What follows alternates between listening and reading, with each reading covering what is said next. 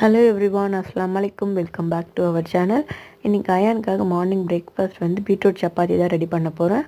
அதுக்கு ஒரு medium size beetroot எடுத்து நல்லா அரைச்சி வச்சுருக்கேன். கோதுமை மாவு கூட பீட்ரூட் பியூரியும் சால்ட்டு கொஞ்சமாக ஆயில் ஆட் பண்ணி நல்லா பிசைஞ்சுக்கோங்க.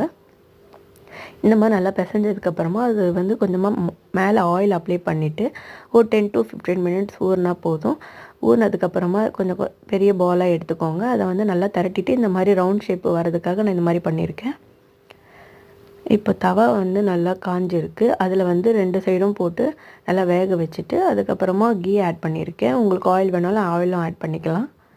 இப்போ 2 சைடுமே நிறைய கீ ஆட் பண்ணி நல்லா சூப்பராக சப்பாத்தி ரெடி பண்ணியாச்சு. இந்த சப்பாத்திக்கு மட்டன் கிரேவி வச்சு தான் கொடுத்துருந்தேன். அவ்வளோ சூப்பர் டேஸ்டியாக இருந்தது. எனக்கு ரொம்ப ரொம்ப பிடிச்சிருந்தது. குழந்தைங்க வெஜிடபிள் சாப்பிட்லன்னா இந்த மாதிரி அதை அரைச்சி கோதுமை மாவு கூட ஆட் பண்ணி செஞ்சு கொடுங்களேன், கண்டிப்பாக சாப்பிடுவாங்க. இது கேரட், பீட்ரூட் இந்த மாதிரி எல்லா வெஜிடபிள்ஸ்லையும் நல்லா அரைச்சி அந்த பியூரி எடுத்து கோதுமை மாவில் ஆட் பண்ணி சுட்டு கொடுங்க. அவ்வளோ சூப்பர் அண்ட் டேஸ்டியும் கூட, ரொம்ப ரொம்ப ஹெல்த்தியும் கூட. கண்டிப்பாக நீங்களும் வீட்டில் ட்ரை பண்ணி பாருங்கள். எப்படி இருந்ததுன்னு மறக்காமல் கமெண்ட்டில் சொல்லுங்கள். தேங்க்யூ ஃபார் வாட்சிங். பாய்.